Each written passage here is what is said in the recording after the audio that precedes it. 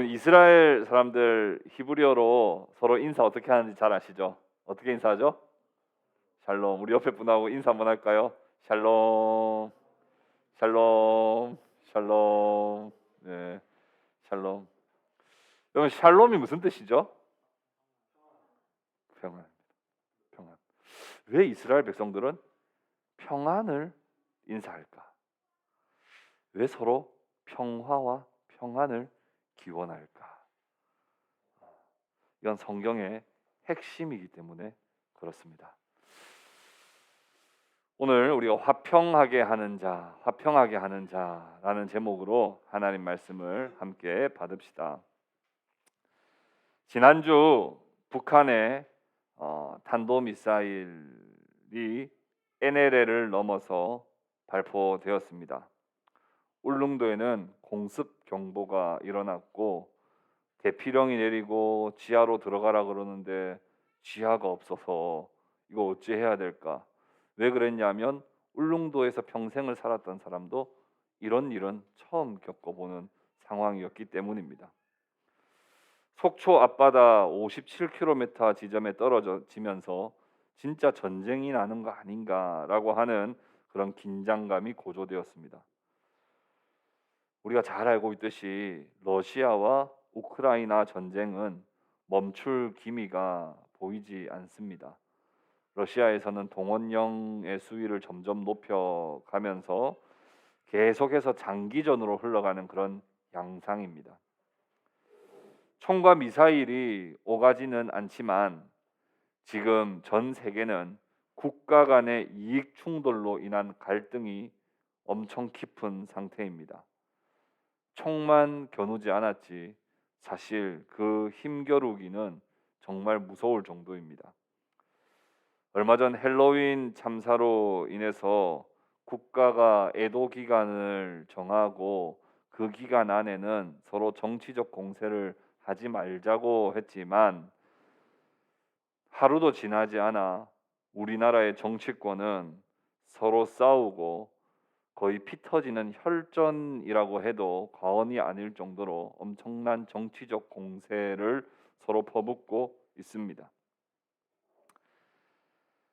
제가 너무 거창하게 국가, 세계, 정치 이야기했지만 국가, 세계, 정치를 이야기하지 않고 당장 우리 주변만 보더라도 얼마나 많은 분쟁과 다툼이 있는지 모릅니다. 일일이 다 열거할 수가 없어요. 저도 당장 저희 집에만 하더라도 누수에 대한 문제 가지고 위층과 아래층이 싸우고 관리사무소 와서 싸우고 얼마나 주변에 이 분쟁과 다툼이 많은지 모릅니다. 어떻게 여러분 가족은 좀 평안하십니까? 여러분 가족은 어떻게 늘 이렇게 서로 사랑하고 또 섬겨주고 그렇게 하십니까? 우리 가정도 사실 전쟁터죠.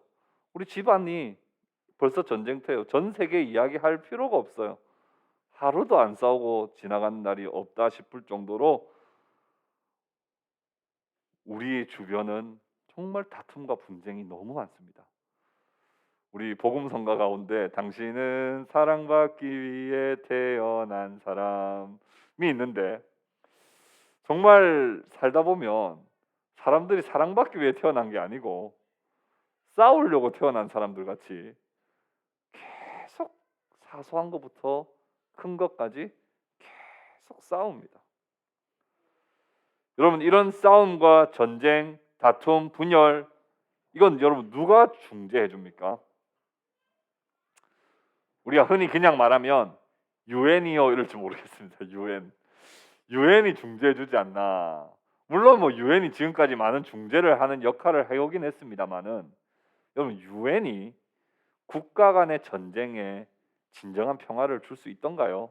이번에 러시아 우크라이나만 보더라도 유엔이라고 하는 국제 기구가 진정한 국가 간의 평화를 사실은 주지 못합니다. 우리가 살아가는 사회 속에서의 사회적 갈등을 풀어주는 사람은 누굴까요? 우리 찬우, 사람들 막 많이 싸우죠. 사람들 많이 싸우는데 싸우는 그 갈등과 다툼을 풀어주는 사람 누구예요? 하나님. 하나님이라는 믿음의 발언을 오늘 다 경찰이신 거예요. 경찰. 그럼 경찰이 평화를 줍니까? 그런 역할을 하지만 경찰이 사회적 갈등을 완전히 풀어서 진정한 화해를 시켜주지 못합니다. 그러면 법원의 판사가 해줍니까? 법원의 판사도 법에 따라 판결할 뿐이지 평화를 가져다 주지 못합니다.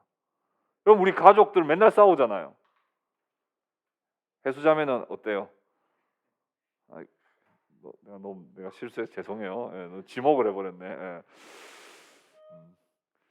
가족들 싸우잖아요. 이건 누가 해결해 줍니까? 누가 이렇게 이야기하죠? 오은영 박사님이 해결해 줍니다. 오은영 박사님이 진짜 가족의 평화를 진짜 줍니까? 물론 도움 주세요. 도움은 주는 거 맞아요. 저도 도움 많이 받고 있고. 그러나 오은영 박사님이 여러분들에게 진짜 평화를 줄 수 있습니까? 여러분, 이 땅에 수많은 다툼과 갈등과 분쟁과 전쟁이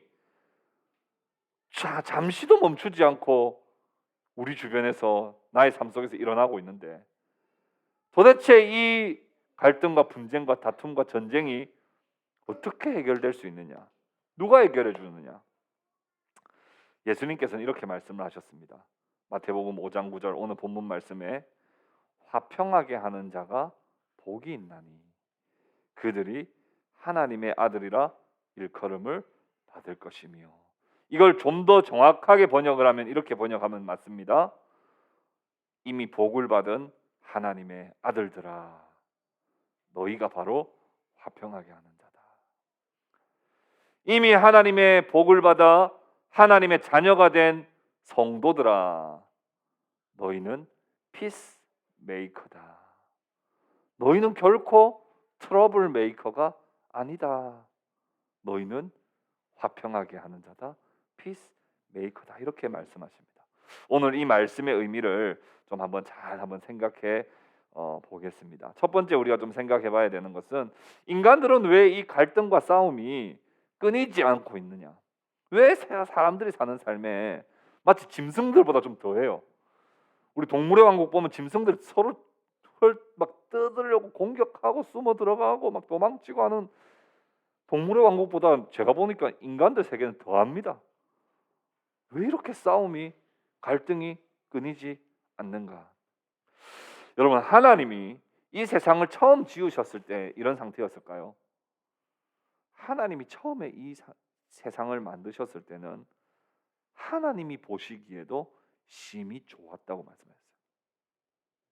그때는 참 평화가 있었어요.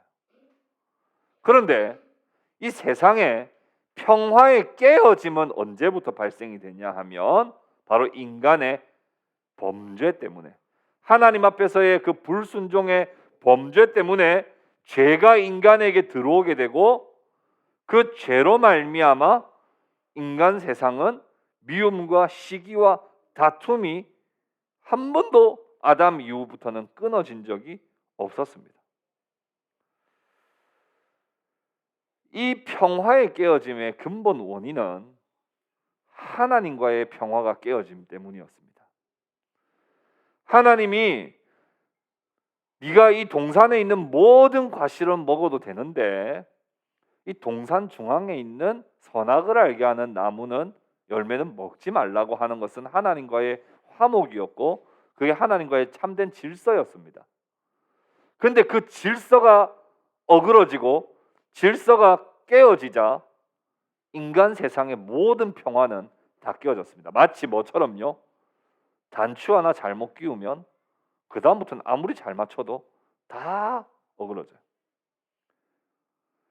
인간의 평화의 깨어짐의 근본적인 원인은 하나님과의 관계의 깨어짐이고 하나님과의 평화의 깨어짐이며 하나님과 원수됨 때문입니다. 여러분, 도대체 우리는 에덴 동산은 도대체 어떤 모습이었을까를 상상할 수 없는 황폐한 존재가 되어버렸어요. 아마 뭐 좋았겠지, 그냥 서로 좋았겠지. 여러분, 우리 천국도 상상 이상하게 하잖아요. 천국도 상상 가면 막 이렇게 비치에 누워가지고 맛있는 거 먹고 영화 보고 뭐 유튜브 보고 여러분 천국 가면 그럴 것 같죠? 그냥 인간이 얼마나 오염됐냐면 천국이 어떤 모습일지를 상상을 못해요. 에덴 동산이 어떤 모습이었을지, 참된 평화의 모습이 어떤 모습이었을지 상상조차가 안 됩니다. 상상해봐요. 어떤 상상이요? 오염된 상상, 죄악된 인간의 본성에서부터 나오는 상상만 할 수밖에 없는 존재가 되어버렸어요. 여러분 꼭 기억하십시오. 인간의 싸움, 인간의 갈등, 인간의 불화가 왜 이렇게 계속되고 있느냐? 이것은 근본적으로 하나님과의 평화가 깨어졌기 때문입니다. 하나님과 원수되었기 때문에, 하나님과 내가 화목하지 못하기 때문에 우리는 온통 하나님의 평화가 아닌 우리 자신의 이기심과 탐욕을 부리게 되고, 이 이기심과 탐욕을 이루기 위해서 살인과 도둑질과 간음을 우리는 계속 해버린단 말입니다. 이 문제의 원인을 찾고 해결하기 위해서 좋은 교육도 해보고요, 법도 개정하고 법 규제도 만들어 보고요, 서로 규약도 맺어보고 외교도 합니다. 친교도 하고요. 근데 그렇게 한다고 해서 평화가 지금 이루어지고 있습니까? 여러분 지금까지 법 개정 얼마나 많이 했어요? 우리나라 국회의원들 법 개정 얼마나 많이 했어요? 우리나라가 지금 못 먹고 삽니까? 경제 수준은 엄청나게 높아졌어요. 근데 오늘날 우리가 조금이라도 더 평화로워졌어요? 그렇지 않습니다. 여러분 교육을 못 받아서 우리 부모님 대학도 나올 수 없는, 대학이 뭐예요? 중학교, 고등학교도 제대로 나올 수 없었던, 교육을 제대로 받지 못했던 분들보다 지금 교육 많이 받은 우리가 지금 더 평화롭습니까? 그렇지 않습니다. 교육을 많이 받았고 돈은 더 많이 가지고 있고 더 많은 것들을 우리는 누리고 있고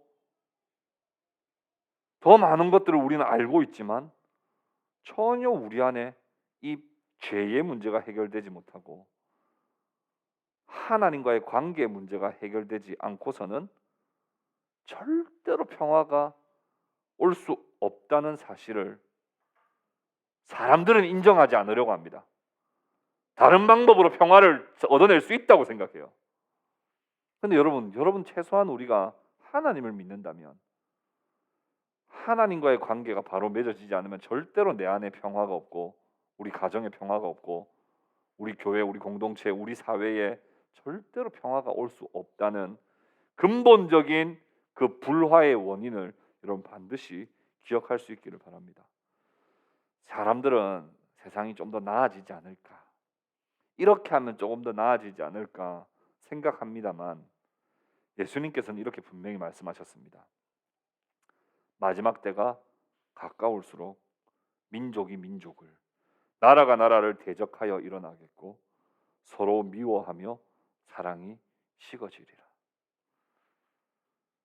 하나님과의 관계가 바로 회복되지 않는 이상은 앞으로 이 세계와 온 세상과 우리 주변은 점점 더 서로 대적하고 갈등과 다툼과 전쟁이 더 심해질 겁니다. 그렇게 되는지 안 되는지 한번 보십시오. 그러나 하나님과의 관계를 바르게 회복하면, 하나님과 화목해지면 우리 안에 평화가 생겨나게 될 것입니다. 그렇다면 우리가 생각해 봐야 되는 건 화평이란 뭔가, 평화란 무엇인가 하는 거예요. 여러분 어떻게 하면 평화를 좀 이룰 수 있을까요? 어떻게 하면 화평을 이룰 수 있을까요? 그거 궁금하지 않습니까? 그러려면 화평이 뭔지를 알아야 돼요. 평화가 뭔지를 알아야 됩니다. 성경은 평화에 대해서 명확하게 말씀합니다. 성경은 평화가 무엇이냐 말하면 무엇이다 말하지 않고 바로 예수님이 평화다 이렇게 말씀합니다. 우리 성경을 한번 찾아서 읽어봅시다. 이사야 9장 6절 같이 한번 찾아봅시다. 오늘 성경을 몇 번씩 찾아봅시다. 이사야 9장 6절. 예수님에 대한 예언의 말씀입니다. 메시아 예언의 말씀인데 이사야 9장 6절 말씀. 이사야 9장 6절 말씀 다 같이 한번 읽어보도록 하겠습니다. 같이 읽읍시다. 시작. 이는 한 아기가 우리에게 낳고 한 아들을 우리에게 주신 바 되었는데 그의 어깨에는 정사를 메었고 그의 이름은 기묘자라 모사라 전능하신 하나님이라 영존하시는 아버지라 평강의 왕이라 할 것임이라. 평강의 왕이라 할 것임이라. 자, 우리 신약에도 한번 찾아봅시다. 데살로니가 후서 3장 16절 찾아봅시다.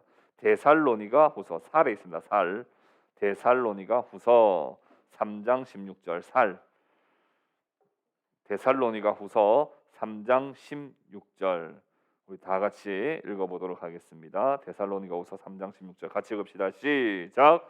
평강의 주께서 친히 때마다 일마다 너희에게 평강을 주시고 주께서 너희 모든 사람과 함께 하시기를 원하노라. 여기서는 평강의 주라고 이야기했습니다. 예수님에 대한 이사야의 예언에는 예수님을 뭐라고 소개했냐면 평강의 왕이라고 했어요. 영어 성경에는 보면 Prince of Peace라고 되어 있어요. Prince of Peace. 신약의 바울은 데살로니가에 보내는 편지 말미에 주님을 평강의 주라고 고백하며 주님은 평강을 주시는 분이다 이렇게 말했습니다. 영어로는 Lord of Peace. 그러니까 평강의 주, 평화의 주, 평화의 왕. 그 말은 평화 그 자체가 바로 우리 예수님이시라는 말씀입니다. 성경은 좀 명확하게 말하기를 예수님을 통하지 않고서는 절대로 평화가 올 수 없다는 거예요. 예수님이 허락하시지 않으면 절대로 참 평화는 없다는 겁니다. 왜요? 예수님 자체가 평화이시기 때문에 그래요. 예수님 밖에서 찾으려고 하는 그 어떤 노력도 다 실패합니다. 여러분, 예수님 없는 그 모든 파티를 한다든지 친교 모임을 한다든지 외교 활동을 한다든지 여러분 그러면 평화가 생길 것 같죠? 안 해봤습니까? 다 해봤잖아요. 여러분 파티 한다고 해가지고 하나 되고 파티 한다고 해가지고 평화가 진짜 생깁니까? 잠시 잠깐 즐거울 수는 있죠. 인간이 말하는 의리 정도는 만들 수 있고 친분 정도는 쌓을 수 있죠. 그러나 그 안에 진정한 평화는 없습니다. 오직 예수 그리스도를 통해서만 평화를 얻을 수 있다는 거예요. 그래서 평화는 뭐냐? 화평이 뭐냐? 바로 그냥 예수님이시다. 이렇게 우리는 고백해야 맞습니다. 우리 한 번 더 찾아봅시다. 골로새서 조금만 앞으로 넘기면 됩니다. 골로새서 1장 20절. 골로새서 1장 20절. 골로새서 1장 20절 같이 한번 읽어봅시다. 골로새서 1장 20절 시작. 그의 십자가의 피로 화평을 이루사 만물 곧 땅에 있는 것들이나 하늘에 있는 것들이 그로 말미암아 자기와 화목하게 되기를 기뻐하심이라. 한 번 더 읽읍시다. 시작. 그의 십자가의 피로 화평을 이루사 만물 곧 땅에 있는 것들이나 하늘에 있는 것들이 그로 말미암아 자기와 화목하게 되기를 기뻐하심이라. 예수님 자체가 평화이십니다. 그리고 평화이신 예수님께서 평화를 어떻게 완전히 이루셨습니까? 십자가의 피를 흘리심으로 근본적으로 불화되게 된 하나님과 원수된 그 하나님과 사람과의 그 관계를 예수님의 십자가의 피로 화해시키시고 화목하게 하셨단 말입니다. 그래서 주님을 우리는 평화의 왕이야, 평화의 주다. 그렇게 우리는 고백하게 되는 겁니다. 하나님과 인간 사이에 도무지 좁힐 수 없었던 그 간극을, 그 원수됨을 예수님께서 친히 이 땅에 오셔서 십자가의 죽으심으로 완전히 화해를 이루시는 화목제물이 되셨다는 거예요. 주님이 화목제물 되심으로 하나님과 우리 사이에 불화는 단번에 완전히 해소되었습니다. 에베소서 찾아봅시다. 에베소서 2장 14절에서 16절. 에베소서 조금만 더 앞으로 오세요. 에베소서 2장 14절에서 16절. 같이 한번 읽어봅시다. 에베소서 2장 14절에서 16절 같이 읽읍시다. 시작. 그는 우리의 화평이신지라 둘로 하나를 만드사 원수된 것 곧 중간에 막힌 담을 자기 육체로 허시고 법조문으로 된 계명의 율법을 폐하셨으니 이는 이 둘로 자기 안에 한 세 사람을 지어 화평하게 하시고 또 십자가로 이 둘을 한 몸으로 하나님과 화목하게 하려 하심이라. 원수된 것을 십자가로 소멸하시고. 예수님은 화평이십니다. 예수님은 평화 그 자체이십니다. 절대로 우리는 하나님께로 나아갈 수 없지만, 우린 너무나 더럽고 추악해서 절대로 하나님과 화해될 수 없지만 주님께서 자기 육체로 막힌 담을 허셨다는 거예요. 넘을 수 없었던 그 담을 주님의 육체로 헐어버리셨다는 거예요. 십자가의 피 흘리심으로 하나님과 화목하게 되었고, 원수된 것을 완전히 주님이 자신의 피로 소멸시켜서 하나님과 우리 사이를 화평하게 만들었고, 이제는 우리가 예수님을 구주로 믿는 자들은 하나님을 아빠, 아버지라고 감히 고백할 수 있는 관계로 만들어 버리셨단 말이에요. 따라서 우리는 성경의 가르침에 따라 그리스도 안에만 평화가 있고 그 밖에서는 근본적으로 불화할 수밖에 없다는 것을 기억해야 됩니다. 평화는 무엇입니까? 평화는 무엇이라 말할 수 없고 바로 예수님 그 자체이시다. 우리가 이렇게 고백할 수 있는 겁니다. 그렇다면 오늘 성경 본문이 말하는 화평하게 하는 자는 도대체 누구인가 하는 거예요. 화평하게 하는 자. 성경은 이렇게 평화가 깨어진 세상 속에 성도들을 향하여 너희가 이 세상에 존재하는 중요한 이유는 내가 너희들을 피스메이커로 불렀기 때문이라고 말씀합니다. 여러분, 피스메이커가 되는 조건이 뭔지 아세요? 나 오늘부터 피스메이커가 될 거야 한다고 피스메이커가 되는 게 아니에요. 피스메이커가 되는 조건이 있습니다. 그 피스메이커가 되는 조건이 뭐냐면 일단 평화를 좋아해야 돼요. 평화 진짜 싫어하는 사람들 있습니다. 싸울 때 희열 느끼는 사람 많아요. 이겨 먹어야 좋은 사람들이 있어요. 절대로 그건 평화주의자가 평화를 만들어내는 사람이 될 수가 없습니다. 평화를 가장 좋아하고 평화를 지금 누리고 있고, 그렇죠. 자기도 지금 평화가 없는데 누구를 평화를 만들어준다는 거예요. 내가 먼저 평화를 누리고 있어야 돼요. 그리고 평화를 간절히 바라는 마음이 있어야 됩니다. 뭐라고요? 평화를 뭐하고요? 좋아하고 평화를 지금 누리고 있고 그리고 평화를 간절히 바라는 마음이 있어야 돼요. 평화를 체험하지 못한 사람이 어떻게 평화를 만들어낼 수 있겠습니까? 그러면 여러분, 평화를 체험한 사람은 누구밖에 없어요. 누구밖에 없어요. 예수 그리스도로 말미암아 하나님과 화평을 이룬 누구요? 성도밖에 없단 말입니다. 하나님과의 원수됨의 근본적인 문제로 이 땅에 불화가 가득하다면 하나님과의 원수된 관계가 회복된, 화평을 이루게 된, 화목하게 된 성도만이 진정한 피스메이커가 될 수 있다는 사실을 여러분 믿으시기를 바랍니다. 아멘 해보십시오. 믿으시기를 바랍니다. 여러분들이 피스메이커예요. 근데 여러분 아무리 봐도 난 트러블 메이커 같죠. 내가 가는 곳에 여러분 평화가 생깁니까? 내가 가는 곳에 뭔가 항상 분쟁이 있고 불화가 있습니까? 여러분들의 정체성을 바르게 우리가 알고 깨달아야 되는 거예요. 로마서 찾아봅시다. 로마서 12장. 자, 로마서 12장. 조금만 또 앞으로 오면 됩니다. 로마서 12장. 로마서 12장 14절부터 21절까지 보면 그리스도인의 생활이라는 말이 딱 있습니다. 로마서 12장 14절부터 21절 그리스도인의 생활. 자, 우리 같이 한번 천천히 한번 읽어봅시다. 같이 읽읍시다. 시작. 너희를 박해하는 자를 축복하라. 축복하고 저주하지 말라. 즐거워하는 자들과 함께 즐거워하고 우는 자들과 함께 울라. 서로 마음을 같이 하며 높은 데 마음을 두지 말고 도리어 낮은 데 처하며 스스로 지혜 있는 채 하지 말라. 아무에게도 악을 악으로 갚지 말고 모든 사람 앞에서 선한 일을 도모하라. 할 수 있거든 너희로서는 모든 사람과 더불어 화목하라.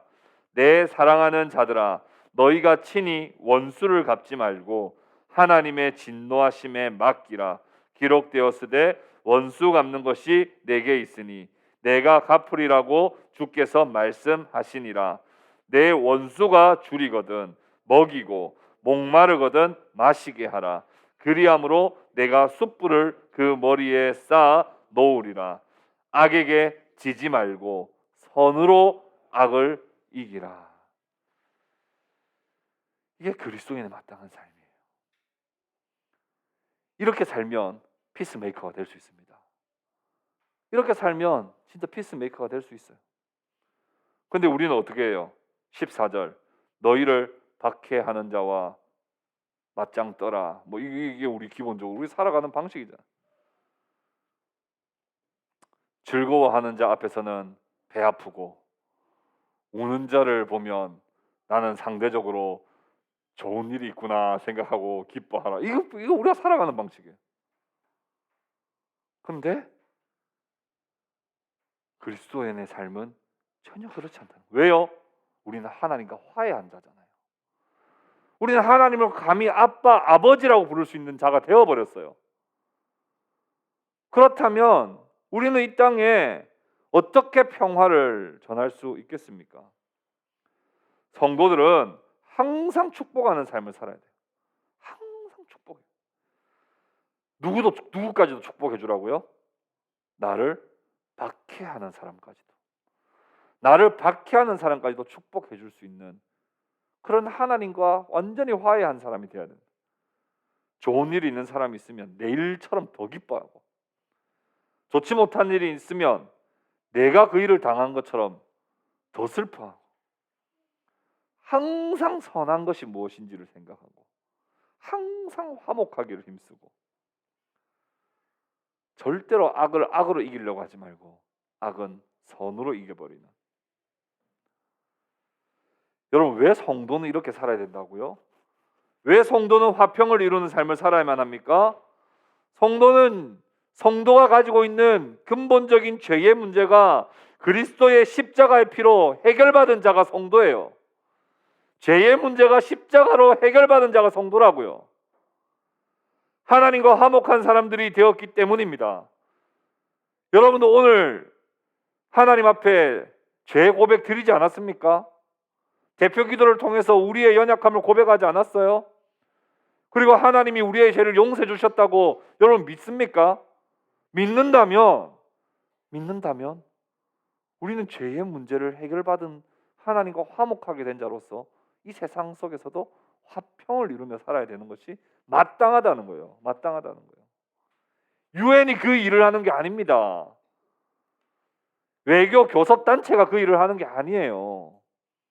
오은영 박사님이 그 일을 하는 게 아니라 하나님이 이 땅에 교회를 세우신 것은 교회와 성도를 통하여 이 땅에 하나님과의 관계가 회복되어지는 그 은혜가 흘러가도록 하기 위하여 이 땅에 교회를 세우셨단 말입니다. 근데 우리가 여전히 트러블 메이커로 산다. 이건 한참 잘못돼도 한참 잘못된 겁니다. 갈라디아서 2장 20절 찾아봅시다. 조금만 뒤로 가세요. 갈라디아서 2장 20절. 갈라디아서 2장 20절. 갈라디아서 2장 20절 말씀 같이 읽어봅시다. 갈라디아서 2장 20절. 잘 아는 말씀이죠. 같이 읽어봅시다. 시작. 내가 그리스도와 함께 십자가에 못 박혔나니 그런즉 이제는 내가 사는 것이 아니요 오직 내 안에 그리스도께서 사시는 것이라. 이제 내가 육체 가운데 사는 것은 나를 사랑하사 나를 위하여 자기 자신을 버리신 하나님의 아들을 믿는 믿음 안에서 사는 것이라. 제일 먼저 뭐라고 선언하고 있습니까? 내가 뭐요?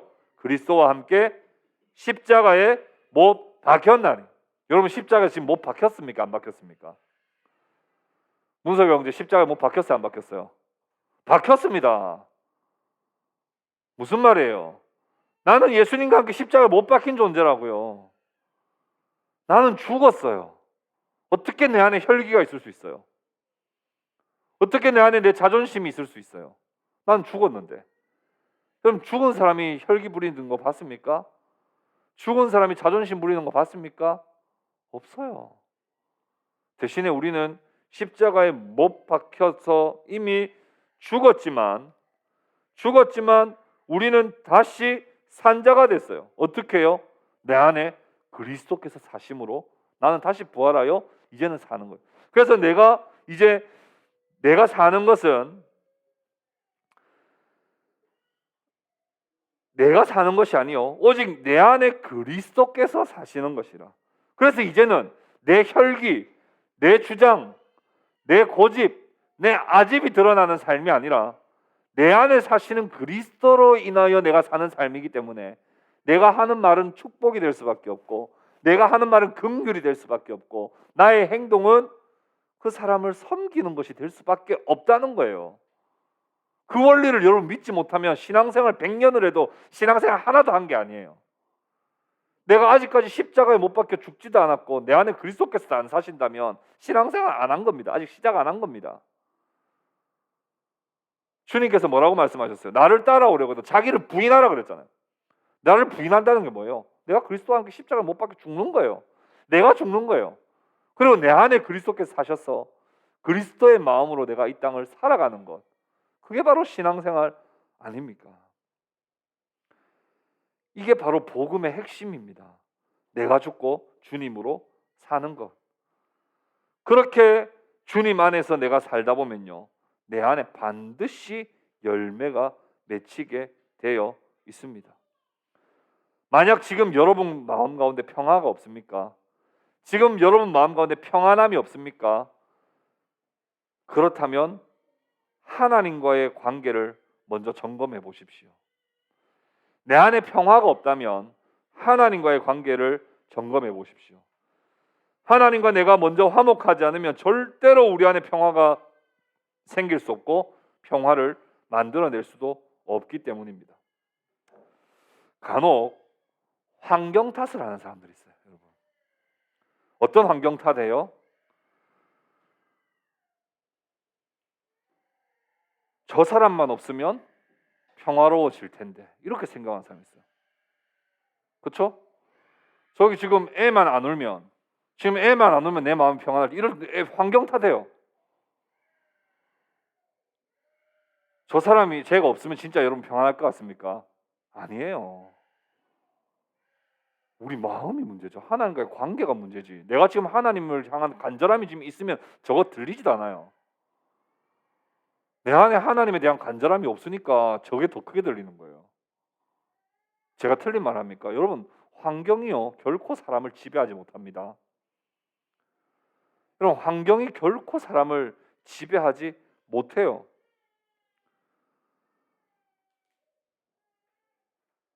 이런 환경 속에서 어떻게 평안이 생길 수 있냐고요? 저 사람이 변해야 평화로워질 것 같다고요? 아니요, 저 사람 변해도 내가 안 변하면 평화 없습니다. 환경 탓하지 말아야 돼요. 우리가 한 가지 탓해야 될 게 있다면 진짜 내가 하나님과 바른 관계 속에 있나? 내가 진짜 하나님과 화목한가? 내가 진짜 하나님과 친밀한가? 여러분 막 눈에 콩깍지 씌인 그런 그 커플들 보면요, 잠시도 안 떨어져. 저도 여기 길거리 지나가다 보면 막 고등학생들도요, 막 그래서 제가 바로 마음에 정죄하는 마음. 저것들 교복 입고 저것들만 이런 생각이 들지만 그냥 한편으로 지나가면서 그런 마음 들어요. 아, 저것들도 서로 너무 친밀하고 살아가니까 뭐 잠시도 안 떨어지고 싶어. 그 어깨 감고 허리 감고 막 얼마나 붙어 있고 싶으면 그런. 근데 여러분, 하나님과 그렇게 친밀해지면요, 우리 마음 가운데 평화가 생길 수밖에 없어요. 근데 하나님과 멀어지면 환경이 좋아도 내 안에 평화가 없고, 환경이 아무리 최악의 환경, 진짜 총알이 빗발치는 그런 전쟁터라 할지라도 내 안에 하나님과 관계가 바르게 맺어져 있으면 그 안에 평화를 우리는 고백하고 노래할 수 있는 것입니다. 그렇게 내 안에 그리스도께서 사시고 성령의 인도를 받아 성령의 충만함으로 우리가 살면요, 우리 안에 성령의 열매를 반드시 맺게 돼 있습니다. 여러분, 성령의 열매 뭐예요? 사랑, 희락, 사희화, 화평. 이 반드시 맺게 돼 있어요. 그다음 뭐예요? 오자양, 오래 참고 자비하고 양선, 굿니스. 그다음 뭐요? 충온절, 충성하고 온유하고 절제하게 돼. 근데 이것과 지금 우리 반대로 살고 있다. 이 말은 뭐예요? 성령의 지배를 지금 나는 받고 있지 않고 성령님을 내 마음 밖에서 밀어내고 내가 내 자아의 중심에 있다, 이 말이에요. 생각해 보세요. 여러분, 사랑하고 있어요? 기쁩니까? 요즘 행복합니까? 여러분, 화평을 이루고 있어요? 아니면 분쟁을 일으키고 있어요? 참아요, 더 이상 못 참겠어요? 여러분, 자비를 베풀고 있습니까? 아니면 나 뭐 혼자 잘 먹고 잘 살기 바쁩니까? 여러분, 선한 것이 무엇인지, 진리가 무엇인지 관심이 있습니까? 아니면 그냥 잘 먹고 잘 사는 법에 관심이 있습니까? 이게 우리가 우리 안에 그리스도로 충만하고 성령으로 충만한 반드시 열매 맺습니다. 반드시 열매 맺습니다. 그러니까 여러분, 모든 근본적인 문제는 하나님과 화목함이에요. 하나님과 화목함. 성경 찾아봅시다. 조금만 앞으로 와서 고린도후서 5장 17절. 고린도후서 5장 17절부터 19절까지 같이 읽어봅시다. 17절부터 19절. 고린도후서 5장 17절부터 19절 같이 읽읍시다. 시작. 그런즉 누구든지 그리스도 안에 있으면 새로운 피조물이라. 이전 것은 지나갔으니 보라, 새 것이 되었도다. 모든 것이 하나님께로서 났으며 그가 그리스도로 말미암아 우리를 자기와 화목하게 하시고 또 우리에게 화목하게 하는 직분을 주셨으니 곧 하나님께서 그리스도 안에 계시사 세상을 자기와 화목하게 하시며 그들의 죄를 그들에게 돌리지 아니하시고 화목하게 하는 말씀을 우리에게 부탁하셨느니라. 여러분, 그리스도 안에서 있으면 우리는 새롭게 태어난, 이제는 과거의 이문총이 아니고 이제는 새롭게 태어난 이문총이 됩니다. 이제는 새 사람이 되는 거예요. 그러니까 이제는 내가 화목하게 직분을 받은 자가 된다. 여러분, 그리스도인은요, 목사 직분자이기 이전에 화목하게 하는 직분을 받은 자인 것을 기억하시길 바랍니다. 장로, 집사이기 이전에 우리에게 먼저 주어진 직분이 있다면 그건 바로 화목하게 하는 직분이에요. 항상 화목을 만들어내고 화평을 이루어내는 직분, 바로 피스 메이커가 바로 성도라는 거예요. 마지막으로, 그러면 우리는 어떻게 화목하게 하는 삶을 우리는 살 수 있을까? 그 방법은 여러분, 그냥 오늘 단순하게 여러분들에게 제시하겠습니다. 주님처럼 하시면 됩니다. 주님처럼. 왜냐하면 주님이 화평이고 주님처럼 하시면 됩니다.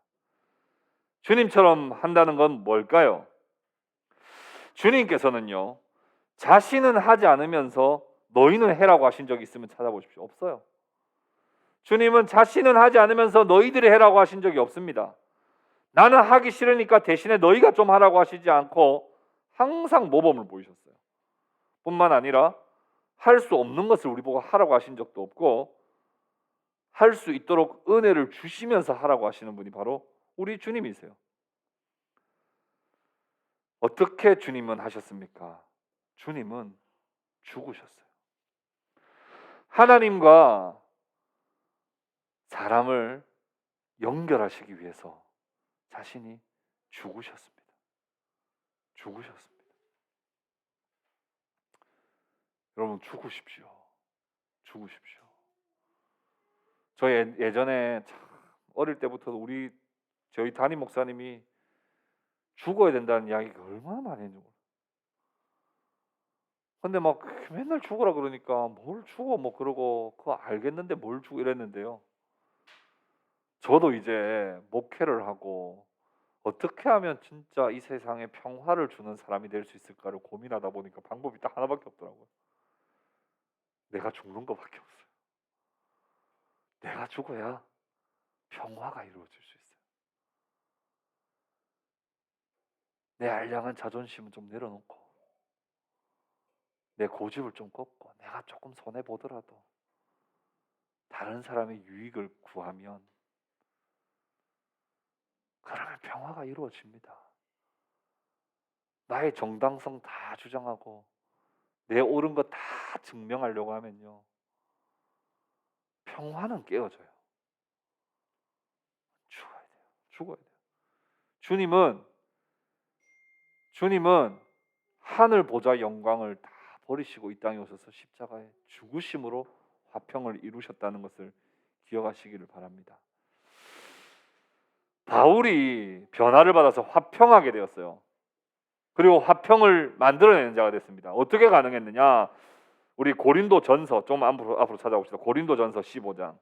고린도전서 15장. 바울이 어떻게 그게 가능했는가? 고린도전서 15장 9절에서 10절. 자, 9절에서 10절 같이 읽어봅시다. 시작. 나는 사도 중에 가장 작은 자라. 나는 하나님의 교회를 박해하였으므로 사도라 칭함받기를 감당하지 못할 자니라. 그러나 내가 나아된 것은 하나님의 은혜로 된 것이니 내게 주신 그의 은혜가 헛되지 아니하여 내가 모든 사도보다 더 많이 수고하였으나 내가 한 것이 아니요 오직 나와 함께 하신 하나님의 은혜로라. 여러분, 하나님의 은혜가 없으면 절대로 화평하게 만들 수 없습니다. 하나님의 은혜를 늘 많이 받으시고 충만하시기를 바랍니다. 그러려면 날마다 말씀 보고 날마다 기도해야 돼요. 단 한순간도 기도를 쉬면 안 돼요. 왜요? 그러면 은혜가 금방 날아가 버려요. 그러면 또 내 육이 드러나고 내 자아가 드러나게 돼 있어요. 쉬지 말고 기도하고 주야로 말씀을 묵상하라 그래서 성경은. 그렇게 해야 하나님의 은혜가 충만하게 되고, 그래서 바울이 어떻게 내가 옛날에는 맨날 싸우고 사람 막 율법 조항 가지고 사람 돌 던지고 이런 거 제일 잘했던 사람인데 이제는 왜 화평을 이루게 됐냐? 하나님의 은혜로 충만하니까 되더라는 거예요. 베드로는 이렇게 권면합니다. 이건 제가 읽어드릴게요. 베드로전서 4장 10절 11절에 이렇게 말씀합니다. 각각 은사를 받은 대로 하나님의 여러 가지 은혜를 맡은 선한 청지기같이 서로 봉사하라. 만일 누가 말하려면 하나님의 말씀을 하는 것 같이 하고 누가 봉사하려면 하나님의 공급하시는 힘으로 하는 것 같이 하라. 이는 범사에 예수 그리스도로 말미암아 하나님이 영광을 받으시게 하려 함이니 그에게 영광과 권능이 세세에 무궁하도록 있느니라. 아멘. 베드로가 하는 말이 뭡니까? 하나님의 말씀을 전하면서 화평을 이루려면 네가 직접 하나님의 말씀을 받고 하나님의 말씀 전하고, 네가 봉사하려면 하나님께 힘을 받아서 그 힘으로 봉사하는 거예요. 내 고집을 하지 말라는 거예요. 내 지혜로 말씀 전하지 말고 내 힘으로 봉사하지 말라는 거예요. 할 거면 하나님의 힘으로, 하나님의 지혜로, 하나님의 말씀으로 그대로 받은 대로 하라는 겁니다. 그래야 평화가 전달될 수 있습니다. 테레사 수녀님이 노벨 평화상을 받았을 때 인터뷰 가운데 이런 인터뷰가 있었습니다. 세계 평화를 위해서 우리가 무슨 일을 해야 합니까? 그렇게 인터뷰 요청을 하자 테레사 수녀님이 이렇게 답했다고 합니다. 세계 평화요? 어서 집에 가서 가족과 평화를 이루십시오. 당신들이 다 집에 가서 평화를 이루면 세계 평화는 이루어집니다. 당신의 가족에서 평화가 없으면서 무슨 세계 평화를 논합니까? 여러분, 피스메이커가 되시기를 바랍니다. 그러려면 먼저 가정의 평화를 위해서 힘쓰시기를 바랍니다. 또 한 가지, 어떻게 하면 우리 화평의 삶을 또 살 수 있는가? 우리가 연약함으로 인해서 분쟁이 이따금씩 생겨요. 나 오늘 절대로 분쟁 안 일으켜야지 약속했는데 분쟁 안 일으켜야지 하자마자 또 바로 분쟁이 일어나는 게 우리 같은 존재예요. 근데 그때는 어떻게 해야 될까요? 그럼 분쟁이 생기면 어떻게 해야 됩니까? 입을 다문다. 그것도 좋은 방법이에요. 예. 분쟁 생기면 어떻게 해야 돼요? 빨리 화평을 이루셔야 됩니다. 빨리 화평을 이루어야 됩니다. 즉시 화평을 이루어야 됩니다. 왜냐하면 우리가 화평하지 않은 채 하나님을 예배하면 하나님 그 예배 안 받습니다. 마태복음 5장 23절 24절 이렇게 말하죠. 그러므로 예물을 제단에 드리려다가 내 형제에게 원망 들을 만한 일이 있는 것이 생각나거든 예물을 제단 앞에 두고 먼저 가서 형제와 화목하고 그 후에 와서 예물을 드리라. 왜요? 먼저 화목하지 않으면 하나님 그 예물을 안 받으시기 때문이에요. 그래서 하나님께서 기뻐 받으시는 예물은 뭐예요? 먼저 우리가 우리 가족과 우리 형제들, 우리 이웃과 화목함을 이룰 때 하나님은 그것을 예배로 받으신다는 거예요. 에베소서 4장 26절에는 뭐라고 말씀합니까? 분을 품어도 뭐라고요? 분을 품어도 뭘 넘기지 말라고요? 해를 넘기지 말라고. 사람이 어떻게 분이 안 생길 수 있어요? 생길 수 있죠. 그렇지만 중요하게 지켜야 되는 원칙은 있어요. 빨리 풀어야 돼요. 빨리 해결해야 돼요. 빨리 화목해야 돼요. 그러지 않으면 골이 깊어집니다. 골이 깊어져요.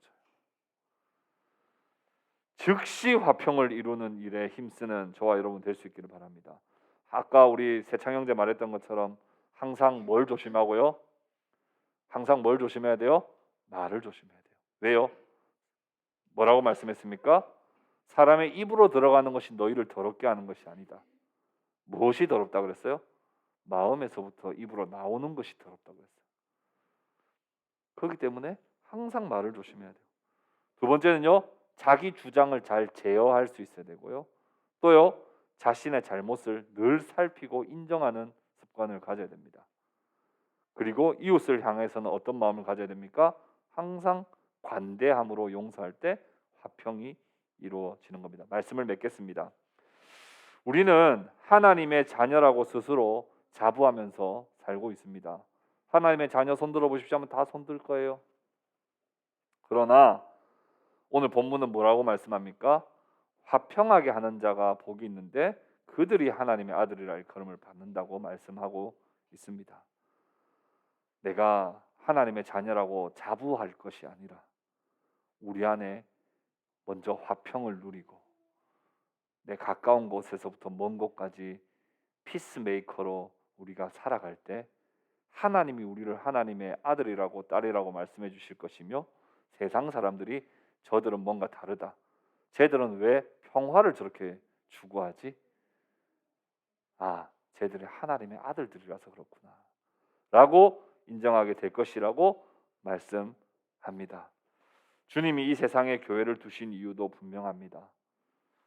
우리를 평화의 도구로 쓰시기 위함입니다. 우리를 평화의 도구로 써주소서 그렇게 기도하며 화평하게 하는 자로 살아가는 저와 여러분 다 될 수 있기를 주님의 이름으로 축복합니다. 우리 함께 말씀을 기억하며 우리 함께 기도하도록 하겠습니다. 오늘 우리에게 주신 말씀을 기억하며 기도할 때